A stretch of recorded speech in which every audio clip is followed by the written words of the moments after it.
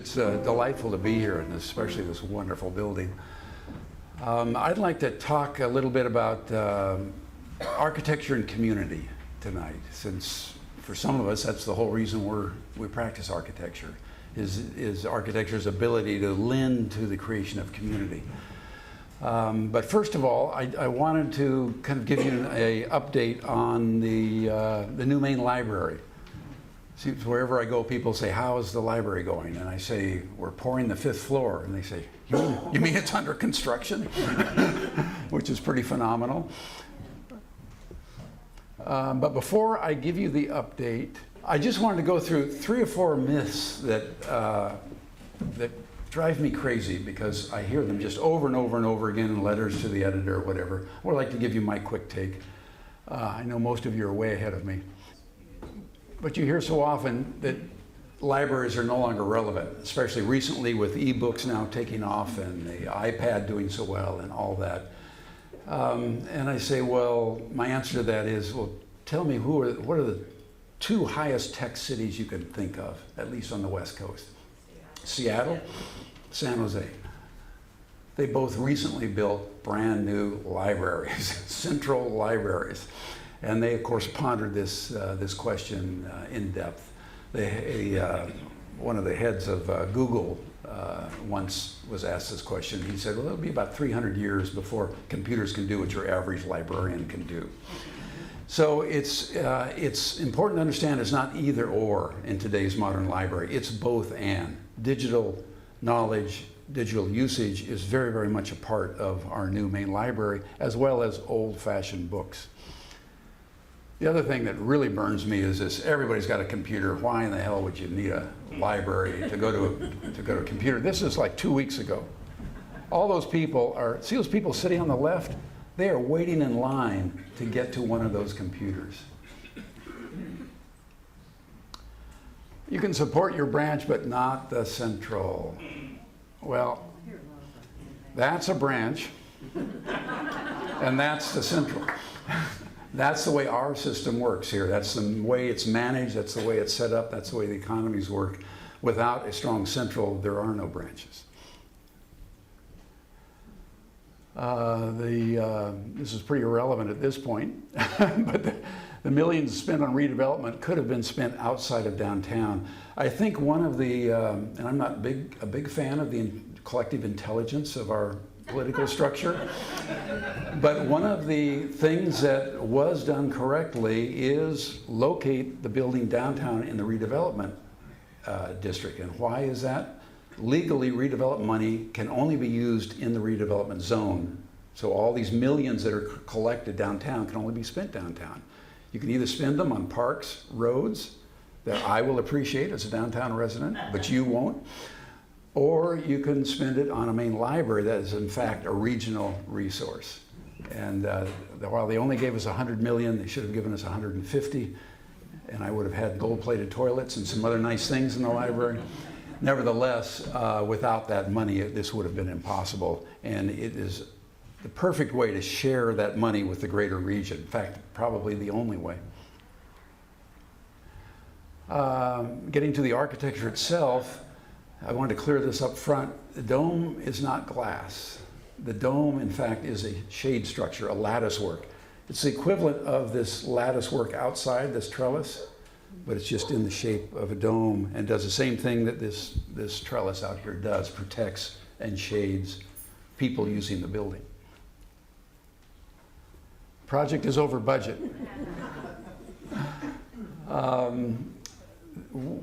The cost per square foot is approximately 2/3 that of Seattle, for instance. That's because we live in San Diego, and it's still not thought, spending money on civic infrastructure is still thought of as sort of a dicey use of public money. So our budget right from the very beginning was minimal. We went to the community and to the city early on, 12 years ago, with 3 different schemes. One we called the refrigerator, and it was literally a box, an ice box for books, no amenities whatsoever. And we had the project that everyone said they wanted in these workshops, where somewhere around 700 people participated. They told us what they wanted in a library. We listened, and we put that into a building. And Hugh Davies was wonderful enough to put on an exhibit downtown where we could show the public these three schemes, and people actually, we had a box, people actually put their thoughts, and they weren't asked to vote, but that's sort of what happened. So the result was something like 80% of the people said build the dome scheme, the most expensive scheme, with comments, profuse comments saying, we're only going to do this once, don't skimp, do it right. So I took all those comments, all 87% of them, to the city manager and said, good news, you can raise the budget on this project. Look at this is what the public wants. And he said, well, yeah, that's what the public wants, so you produce that building, but for our budget. So that's life in architecture. So let me give you, I'll go through this rather quickly so we can get to some of the other projects, but you're all, or some of you are familiar with the wonderful old original library downtown. That's at the same site that the current library is, not our new one, but the current existing library there on 7th. And it was a Carnegie building, and built largely by public donations, by the way. There's a long history of this. But the building was flawed. As you can see, it's got a lot of wasted money. These details here, these could have been straight lines, but they're arches. Those are more expensive to build. And probably worst of all is all this wasted space around the building. And not only is it wasted, but it's high maintenance. It's landscaped. Now, if you read, and I read the Union, or the Tribune, it was called the Union, I guess, in those days, read the newspaper articles of the day, and they talk about how this was an absolutely wonderful amenity for the people that worked downtown. They would have lunch on the benches and sit under the trees, and this was a focal point for the community. Well, in the probably about World War II, there was a change in thinking, not just in San Diego, but everywhere. And that thinking was that public infrastructure, taking pride in your schools and your community centers and your public buildings, is not a good use of tax money. And so they corrected all the mistakes that they had built on the left, and they built this new one here. Same site. Entrance is even in about the same area, but you can see they've gotten rid of all that high maintenance landscaping and made it very efficient. And in fact, it was much more efficient than the original building. It was flexible and all of that stuff.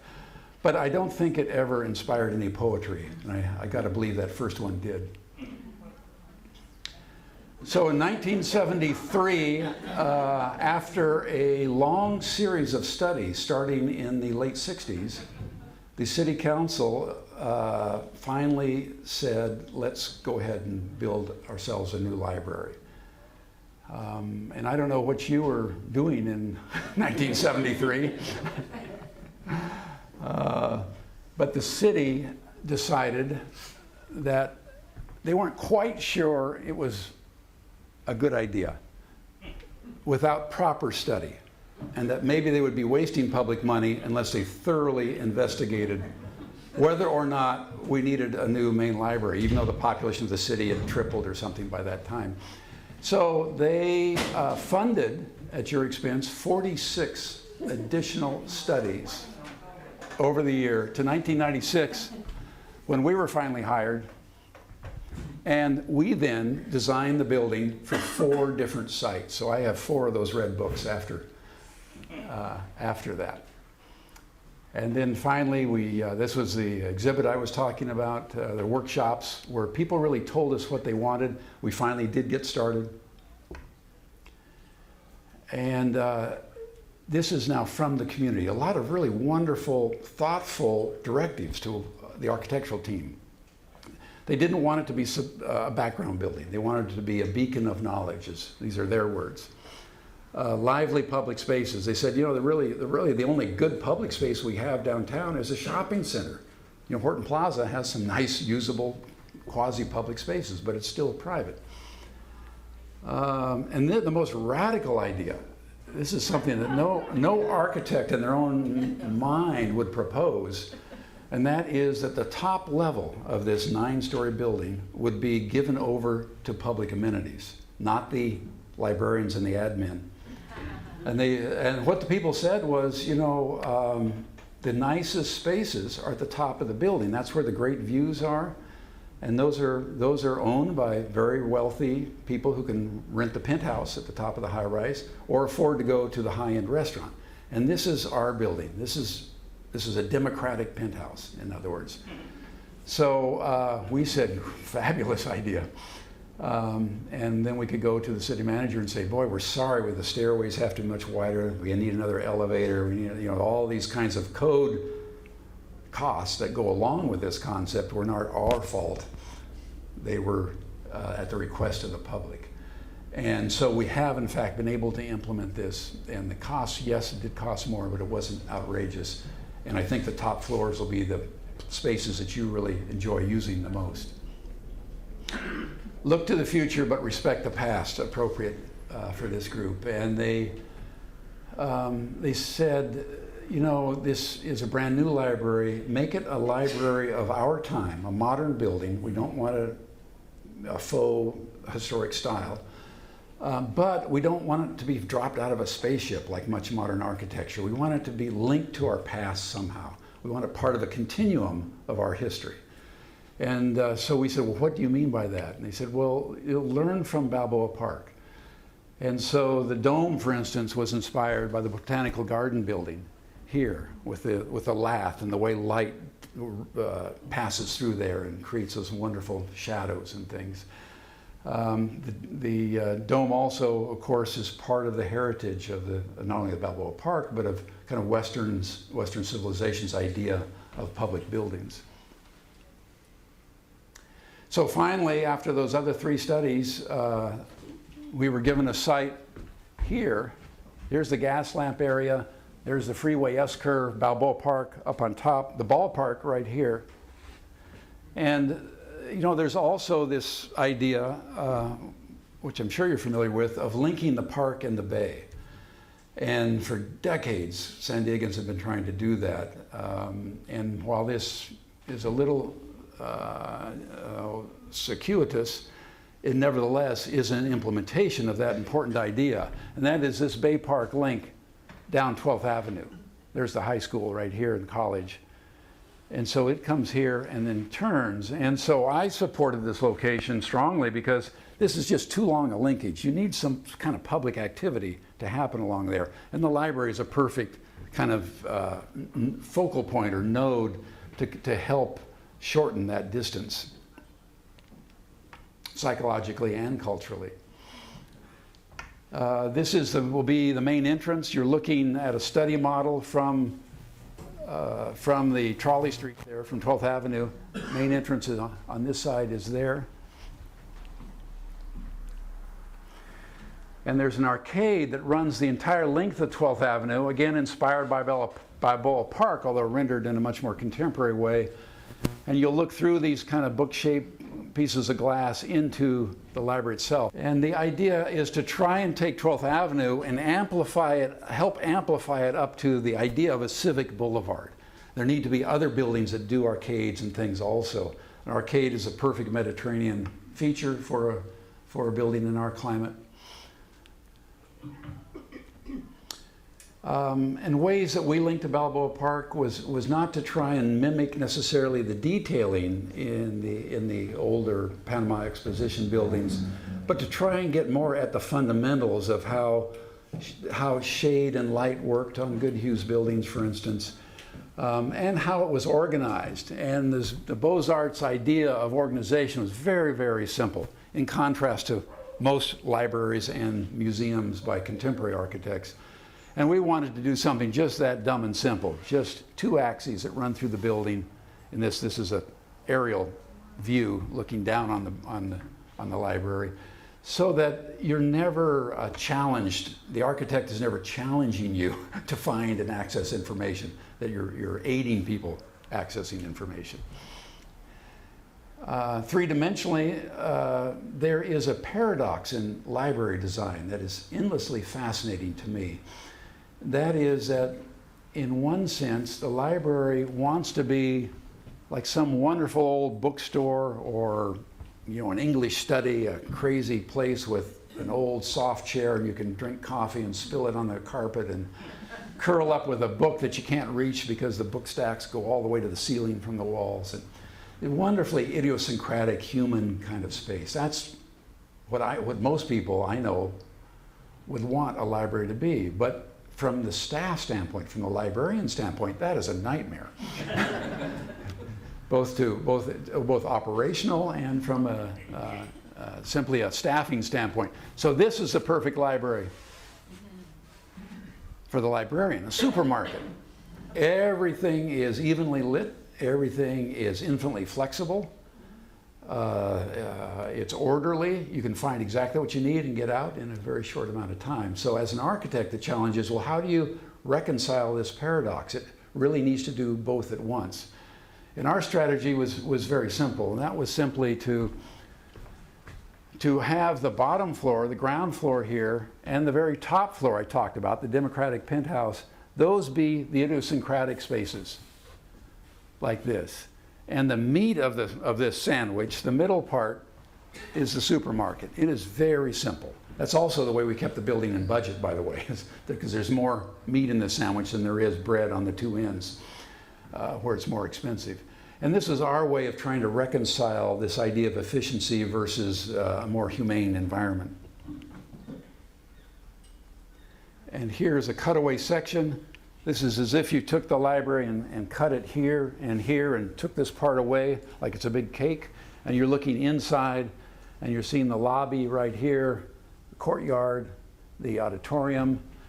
On floors 6 and 7, here and here, there's going to be a high school, a charter school, which will be, as far as I know, the first in the country to where a charter school is an actual part of a central library. And they're just now beginning to implement this, working on the programming. I don't know a lot about, actually, the function of the school yet, but it's really a perfect match. The 2 floors were scheduled to be overflow floors. Again, the city learned from the convention center. If you remember when the first phase of the convention center was built, the day it opened, they said it's too small and we need to expand, and like no one had ever thought of that, and it was a big problem. So this time we were asked to include 2 floors that would be used in the interim, which might be 20 or 30 years, but be used in the interim for city offices. And so when the charter school came, they were able to just take the space right over. We had already had a separate circulation system, separate elevators, separate exiting stairs. So what's important to understand is that if you're using the library and the bell rings, you're not going to have 400 high school kids running through the library. They have their own entrance, their own elevators on the other corner. Now, from a management standpoint, there's no reason the librarian and the principal can't open up the inner door and have people actually use the library, and that will depend on how they really want to operate it. Two levels of parking down below. This is the ground level, and the idea is that there are 2 entrances. This is that arcade I showed you on Park Boulevard. Here's the trolley. You'll come in here into a lobby, and from this side, from the ballpark side, you'll walk through a bosque of trees up into a courtyard. And this courtyard really is kind of the central space, and it's meant to be a gathering space because we don't actually have that downtown. The lobby and the auditorium on the far left can open up to create actually one very large space. So they'll be able to have very large gatherings. There it is, just in section, the lobby and the auditorium. There'll be 1 tree for shade. We were able, I'm happy to say, to win the battle and restrict the height of the high rises on the sunny side of our building so that we get winter sun access to the courtyard. That's the auditorium. So here's the courtyard right here, and these are glass doors that open up, so the whole back end of the auditorium opens to that courtyard. And it was, again, inspired, it's of course larger than the one in the Prado restaurant there. Here, your back is towards that auditorium. You're looking across the coffee court, or the garden court, we call it. You've seen a trellis here, almost exactly like out there. And the meat of the sandwich, the bulk of the collection in through here. And this is the reading room up above. Teens area right here. We've worked on the teens area today, as a matter of fact. And it's a lot of fun. There's going to be a sign that says keep out. You'll have to show an ID. And if you're an adult, you can't get in, you know, that sort of thing. So I think they're going to have a good time. They are in the catbird seat, as you can see. They monitor the courtyard. They actually monitor the whole entrance sequence from the ballpark side, but none of the windows open. There'll be a little cafe in the courtyard. You'll be able to drink coffee in the library, I'm happy to say. So let's talk about the top floor now. And there is a flat floor meeting room that's open to the public, leasable by anyone. It's a place where there could be a Kiwanis meeting or a Historical Society meeting or anything else. And it's right here. Literally hangs out over the sidewalk. And at the moment has wonderful views. Eventually there will be JMI high-rises that will significantly impede that view. We're hoping there'll be some more thoughtful planning on how those are arranged so that the view is better preserved. I think that's a good possibility. And here, this shows you really what happens up there. This is the reading room, which is a glass cube, and that starts on the 8th floor, which is down here. And then the terrace is the 9th floor. And this is all open to the sky. This is that special events room I just mentioned right there. There also will be a black box gallery with a focus on regional art. And then the oval room is the what you think of as the commission room. Usually these are ensconced in the back admin area of the library. We asked if it would be okay to bring it out front because it's only used a few times a week, and it's going to be a wonderful room. So this is the commission room here. And that will also be available for public use. And then to round it out, the sculpture court and the heritage collection are up on that floor. This is an early study of what that reading room could be like. You can see the glass is right here. It's planar. It's in a cube form. And you're looking through the glass and seeing the lattice work of the shade structure behind it. And of course, at night, the glow of the building will actually light this up like a giant lampshade of sorts. It's not really a dome for the engineers in the audience. It's not structurally not a dome at all. It's actually a series of 3-point arches. So it connects at the very top, connects here and here. And there's a series of those that rotate around because if it was just a dome, it would look like a hat. And this is much something, sculpturally, it wanted to be something much more dynamic. And it wanted to shade certain sun angles to offer shade, and other sun angles were already shaded, and then the lattice would have been a waste of money. And so this was a way of kind of making it more dynamic, but also more functional. So you see lattice shading here, but nothing on the northern side. And then these are some sun studies to see how the reflections would work off of the building, additional sun shading through here. And here we are under construction. After, well, I've personally been working on this building for 15 years. As I was saying earlier, my hair was jet black when I started this. And I'm the new kid on the block.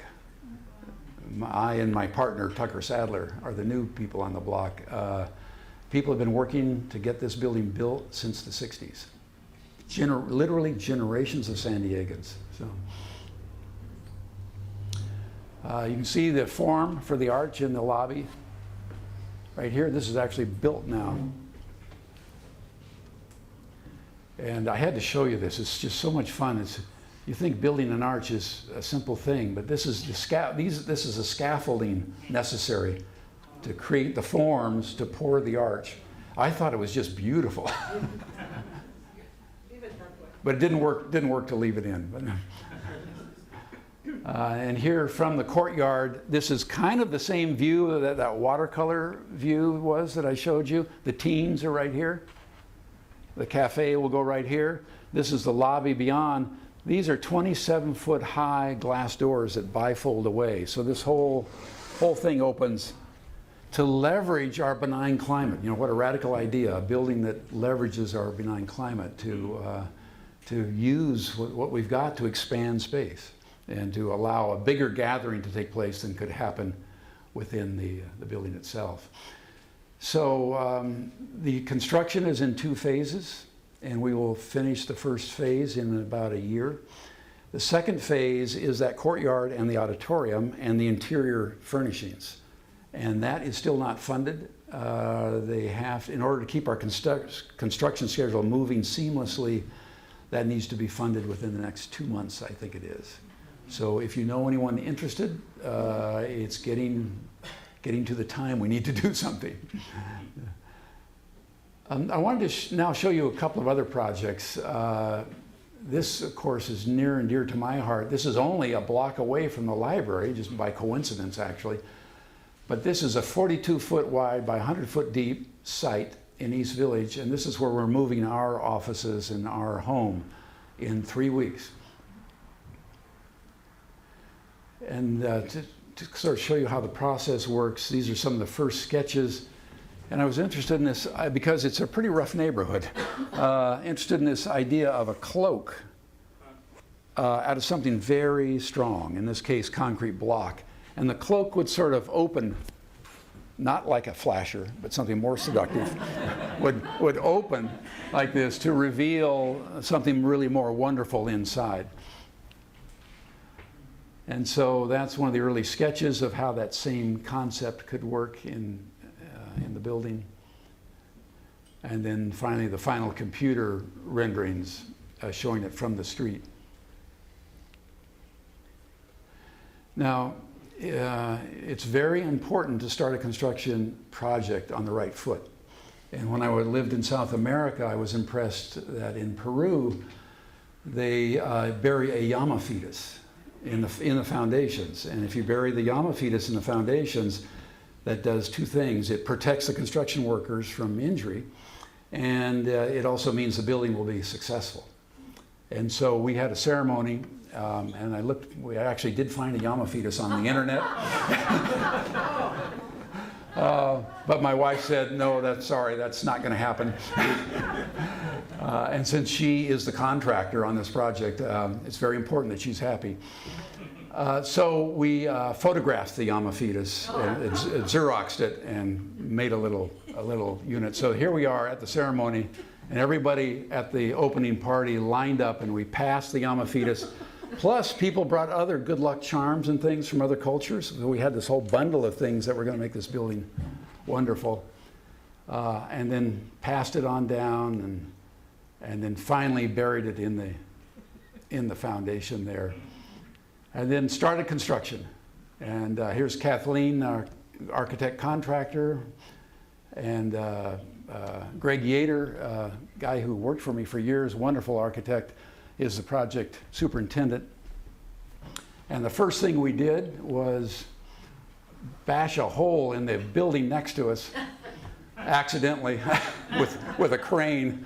And so here we are patching the hole in our neighbor's yard, and the construction guys thought that was pretty funny, that maybe architects shouldn't build their own buildings after all. And I don't know what happened to the llama fetus idea, but it wasn't a good start after all.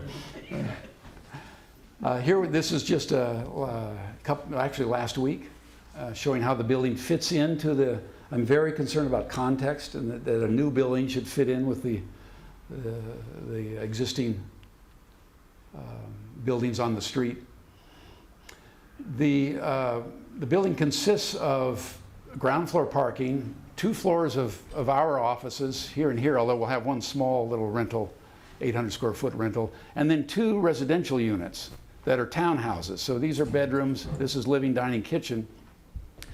So kind of 2 penthouses. The front one will rent to help pay for my architecture habit, and the rear one we'll live in.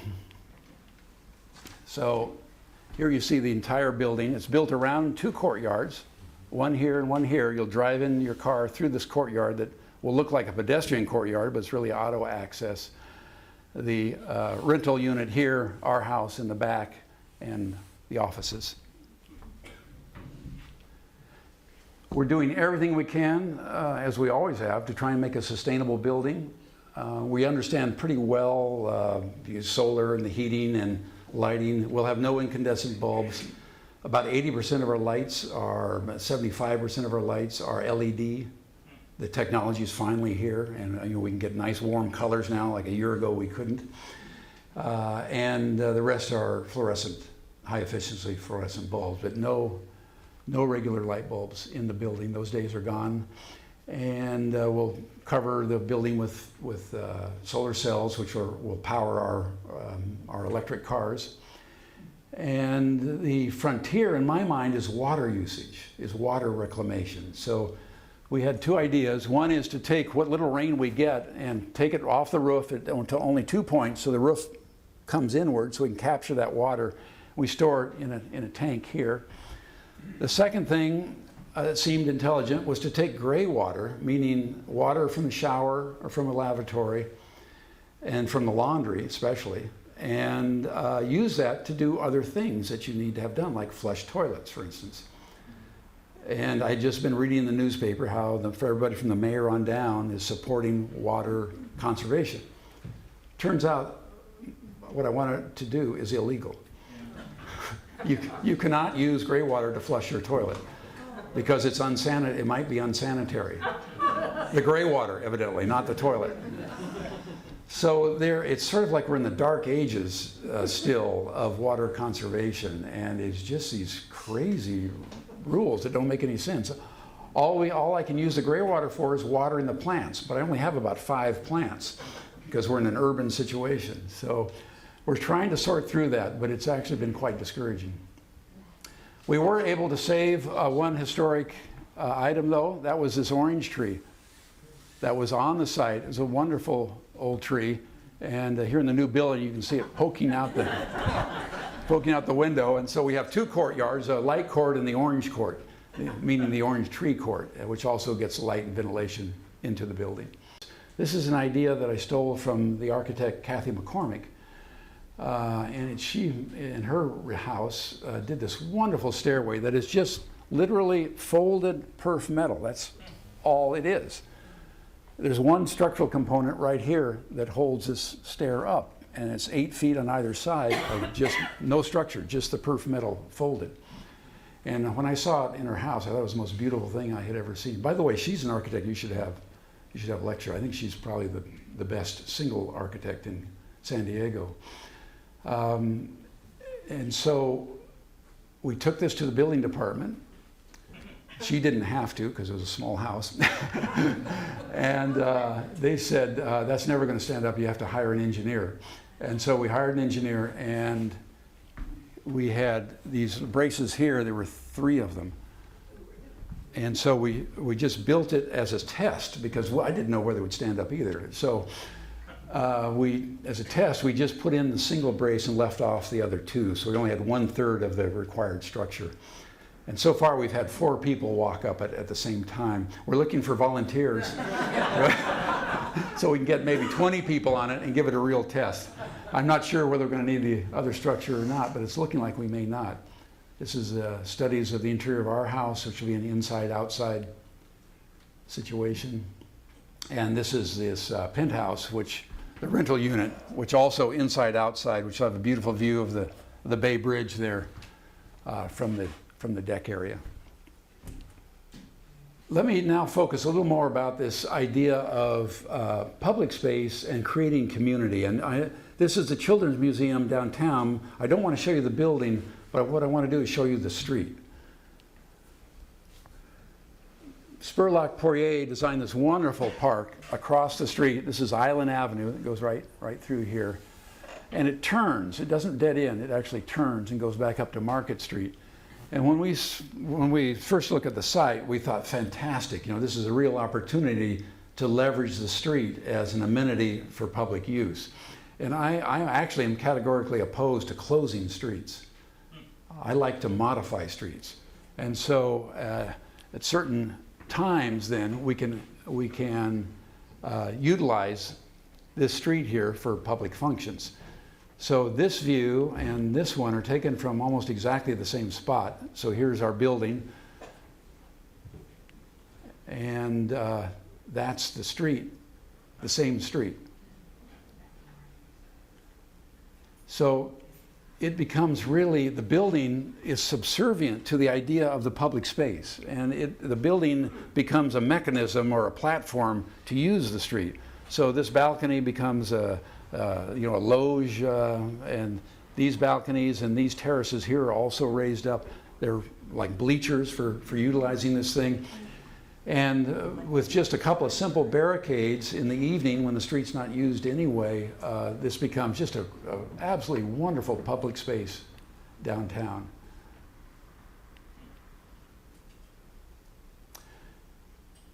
With a similar kind of notion of this idea of creating communal or public space, we did 2 projects in San Jose recently. These are large community center libraries and rec centers all together in the same building. San Jose is one of the few cities that actually combines all those kind of neighborhood facilities into a single entity, and it's actually a very wonderful idea. I'm surprised more communities don't do it. Our site is a strip. You know, this is like, I don't know, one of the worst environments you can imagine. Just big box kind of things, a 4 or 5 lane, or I'm sorry, a 6 lane, in this case, highway, about 35, 40 miles an hour traffic, and that's our site. PRNS is the Parks and Rec and Public Library. They both share the site, share the facility. And really, because this is a strip, this is strip architecture on the strip. It's like Midway Boulevard, for instance. That we thought we needed to treat it the same way. So here's the supermarket, here's the parking lot, right? But the idea is to interface in between those two rather predictable and very efficient notions is the idea of community. And in this case, we had a nice south orientation, so we could have a large roof, for instance, here, the ground level here, and we could get great winter sun that would heat that courtyard. And so there was no reason to enclose it. Also, there's no budget to enclose it. So the courtyard then, it works as an outdoor space and effectively heats and cools itself, much as the Anasazi Indians did. So here's the diagram, parking lot here. This lobby or courtyard, at this point we didn't quite know what it would be, but we knew it should have a cafe to animate it. That would be run privately in this public facility. Multi-purpose room, library, the gym, admin, and then on the upper floor we would have more meeting rooms. So that's kind of the notion. Here are some of the early block diagrams. And so this became a front porch. This became the community's front porch. Now this idea of the community space was not in the program. This is just something that became obvious in discussions with the community, but it wasn't in the city's actual program. So there you see it working around. Catherine Herbst was our project architect and worked with us on the design of this. And then the upper level, there's a fitness space here that's glass all the way around, an outdoor loggia, or our veranda really here, another outdoor patio here, and a large meeting room. So all these spaces, much like the children's library, become viewpoints for events down in the town square or the porch. We also put a projector behind the glass in this fitness room on the ceiling, and it projects across at the face of the multipurpose room so that they can have summer movies and programs like that. So here's how we kind of imagined it, and we brainstormed with the community different things that might happen in this public porch. And this is open all the time. It's never secured. You can walk right in here at any time, but the building itself is secured in the normal way with locked doors. But there could be weddings, art exhibits, banquets, barbecues. And remember, this is a community that has no amenities. They have a park, but that's it. But there's no gathering place for them. So in my mind, the essence of this project is the investigation of suburban civic space. We understand urban civic space pretty well, like the library or the Children's Museum projects. But what I wasn't clear on is what might suburban civic space be? And right now it's the shopping mall. And is there something that there should be beyond the shopping mall as a resource for the community? So that's what this explores. This has just opened. It'll be very interesting to see how it gets used, because we don't really know. So there's the screen. Here's high school graduation. The stairway going up to that circulation on the upper level. There's the meeting room. There's the fitness room. Is wide and becomes sort of a big bleachers for sitting. And some of the study models and one of the later computer studies. And sorry, I don't have any, I got construction pictures, I don't have any finished photographs of it. This is an academic project that also is concerned with this idea of creating space, public space for public events. And it's in San Marcos, and it's a small gathering center, you might call it. And here's the San Marcos campus right here. The freeway is up that direction. Playing field, and there's this very strange knoll, little hill here, was the original chicken ranch, actually, that where the owner of all this property lived before he sold it to the university.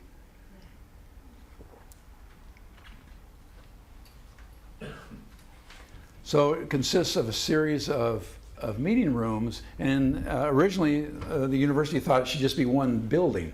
But if I put it all in one big building, it obliterated the hill. This is just a small little hill, and it was really very ungainly. So we suggested breaking it down into individual pavilions with access from outdoors. So here's the main meeting room. And then the library, and this is a trellis here that's now covered all with vines. And everything is centered and opens up into this main quad. The main quad then having views right back to the heart of the campus. So the kind of unusualness of the space is it's a university space that actually looks at the university. It's kind of not a part of it, but it is a part of it. And one of the meeting rooms we call the library, and actually has a fireplace.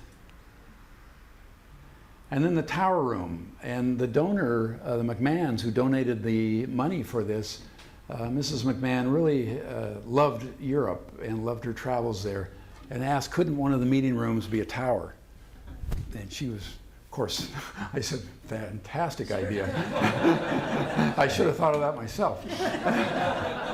And so here's inside. So in this very kind of commercialized architecture that makes up this particular university is this very idiosyncratic round room that they can have for meetings.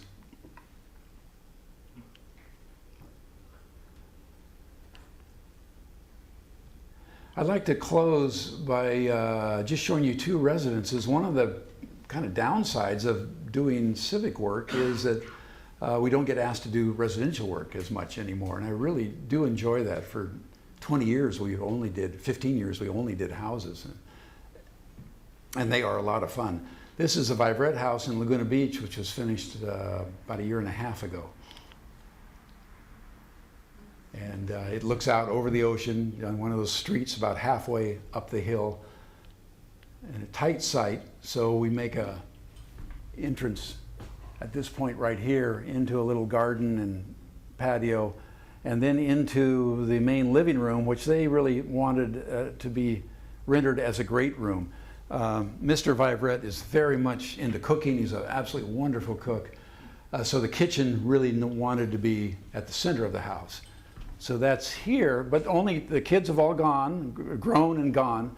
So having a kitchen the size that he wanted didn't make any sense because there are only two of them, but they do entertain a lot. So the idea was a back kitchen.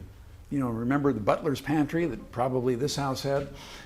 This is like an elaborate butler's pantry. So there's actually a second kitchen behind this very discreet kitchen in the front that when they entertain or when the whole family is back, they use. A curved wall separates the studio and the study. Her studio, she does artwork, and his study. And then the other wing is for the master bedroom. It's a very small, very simple house. And it's not really about the architecture, it's about the view. Living room to the left and dining to the right. And there you see the curved wall that kind of separates the more intimate parts of the house from the more public parts of the house. And the gate, we had a wonderful contractor. I said, can you do a gate that just looks like a piece of glass sitting there? And he said, you mean with, how does it open? And I said, well, that's why you're here. He said, well, can I have a knob on it, or can we pull it? No, I can't have that because that ruins the illusion of this beautiful piece of glass. And he actually figured out how to do it. It's surreal. You don't know how to get out, how to open it, what to do with it. It just looks like a beautiful sheet of glass sitting there in the wall, and you push a button and it magically opens. I'm still not quite sure how he did it. One of my sketches looking at what the relationship of the entry sequence should be with the beautiful view in the back. There's the ocean line right there.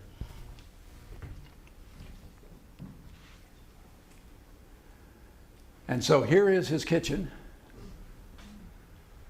right there, and then there's a little opening back here, and a door here, and a door on the other side, and a kitchen the same size of this one hides back behind there.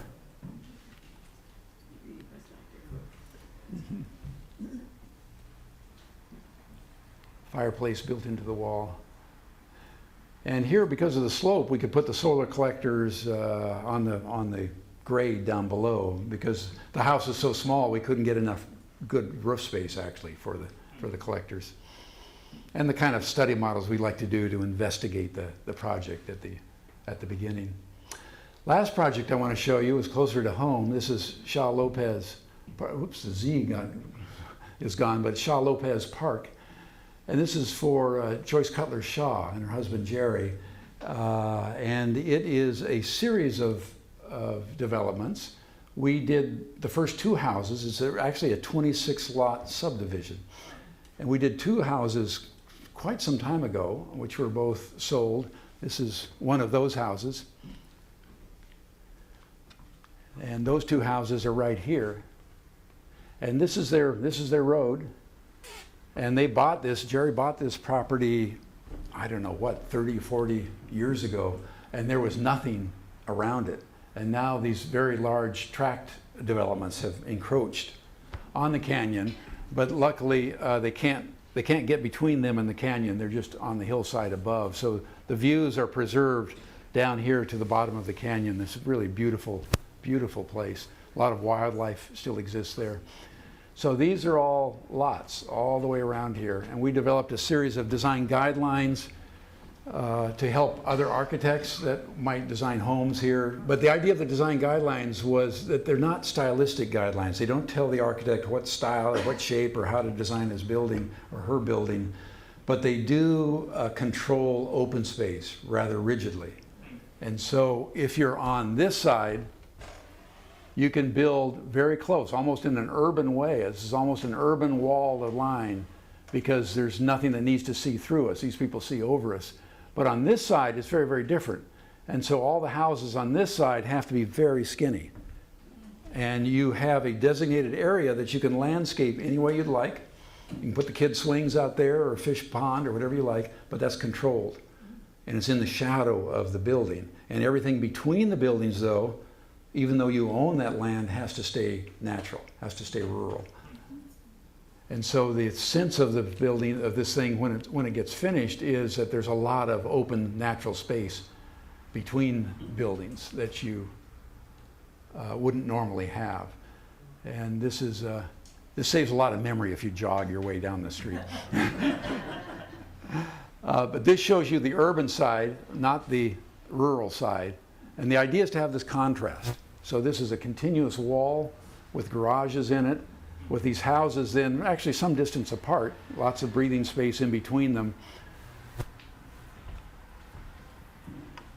Because the traditional way of grading pads would have just ruined, absolutely wiped out the topography. And you can see that's what's happened on the hill above us. The hillsides, the contours have just been really decimated. So this notion allowed us to keep it much more natural. Then on the other side of the street, oh, I'm sorry, let's look at, so we've built 3 of these now, and we'll build more as these sell, as the economy improves, and the skinny houses will be on this side here.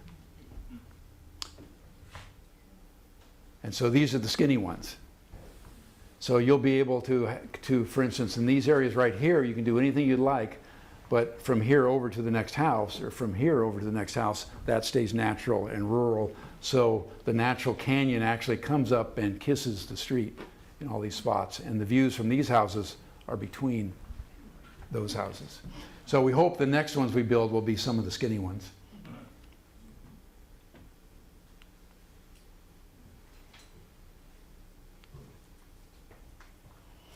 Each house has a 1-2-car garage that's part of the house. It's a 4-story house with a little residential elevator for aging people like me that don't want to walk 4 stories straight up.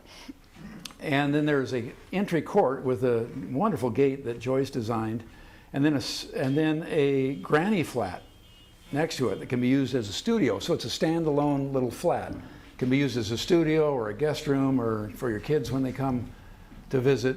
And then another garage on the other side. So there's actually 3 garages for each house.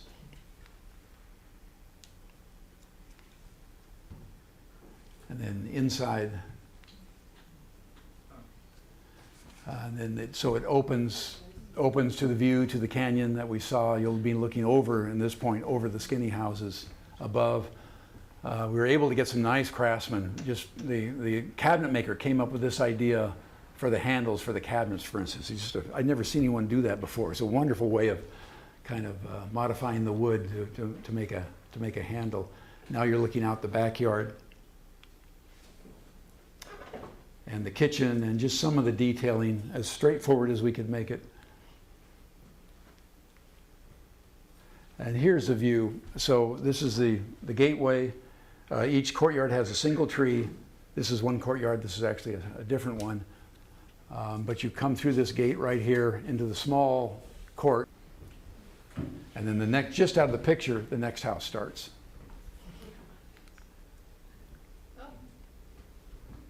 Thank you very much.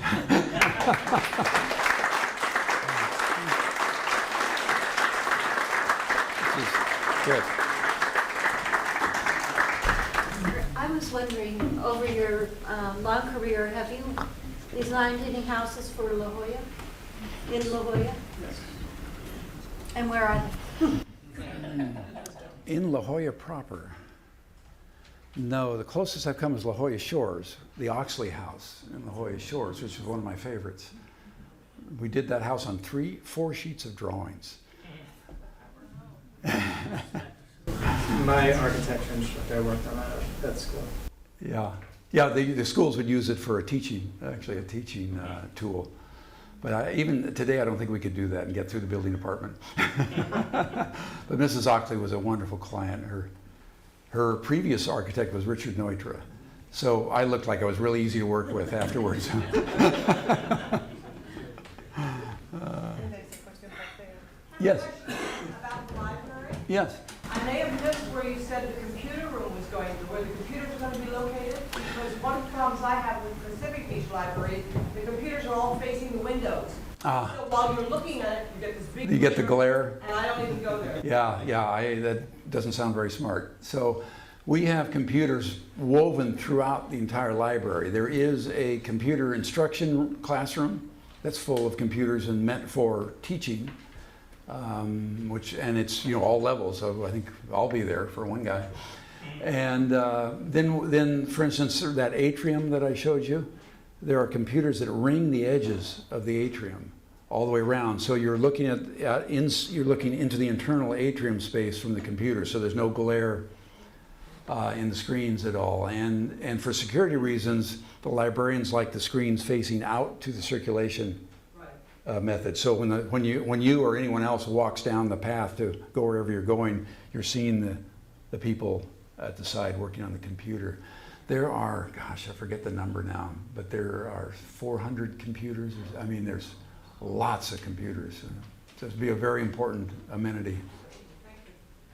The materials that are being used for the three-point arches, Mhm. the dome, what is that material? That it is a tubular frame, tubular steel frame. We've actually got a mock-up, a mini mock-up on site now, and the lattice work is perforated aluminum, marine-grade aluminum. And so we worked extensively with different samples to get the right amount of light coming through them and the shade and all that thing. Originally, I proposed that we use Palo Lope wood for the lattice, being more literal about its mother, the Botanical Garden building. But the fire code people had a different idea. So that's what I wondered about the perforated stairs also. How did you get around the fire code on the perforated stairs? Is it a sprinkler building? Yeah, that stair is not a required exit. And even if it was required in that particular instance of marrying two open floors one to the other, we wouldn't have had, we have another stair that is a fireproof enclosed stair, so this one we could have gotten around it anyway on it. But the engineering is really remarkable actually on that dome. This is Paul Andres from Berkeley, is the guy who just figured out how to design that thing. For a while it looked like it wasn't going to be buildable. And so he has done that, and Turner Construction has been absolutely wonderful. I mean, instead of sort of fighting this and saying, oh, this is too difficult, can't you dumb it down? They've really, you know, they're really attacking it with intelligence and kind of enthusiasm. We're going to be the first one to build something like this, you know. So there's a lot of pride going on. So they are going to, when that thing starts to go up, I mean, it's about the dome itself is about 6 stories tall. So that's going to be tickets and bleachers set out in the streets. Because I want to watch that. I'm curious as to why you want to move your office from its current location to 12th Street. Well, we moved into Little Italy 25 years ago, and most of India Street was boarded up. There was literally a block, half a block big homeless camp next to our office and home, and we had homeless people sleeping on a doorstep. We met some really wonderful people actually that way. And I always said, when the first Starbucks moves into Little Italy, I'm out of here. And that's one of the problems with gentrifying the neighborhood. The good part is that you make it a wonderful place to be, and Little Italy now has got to be one of the most wonderful places in the world to be. We can literally walk to anything we need. But there's it kind of peaks, and then it's in kind of a management stage for a decade or so, which we're now have begun. So now it's just maintaining the status quo, because everything's there. So you need good management, which we have. And but this kind of, the next stage is that the franchises move in, and the mom and pa stores that still make Little Italy wonderful are all going to be bought out, and that's already started. So we're on the downhill slope from my standpoint as an architect and planner. And so we're getting out while we still can. And it's just way too nice. So the excitement in my mind is in the East Village. The excitement is east of 12th Avenue. And that is, it's this wonderful, Wild West of a place that no one quite knows what to do with. There are some stimulating notions and ideas that are happening now with David Malmuth's idea of this idea district. We finished the community plan about 3 years ago, which looks at that as being an educational center. And you know, how can all that happen? So in my mind, we're kind of going back to the beginning. And to me, as an architect, that's the exciting time to be there. So it was an easy decision for us to move over there.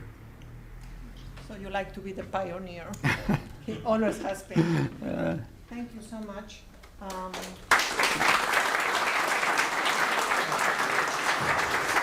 Cool. Oh, thank you.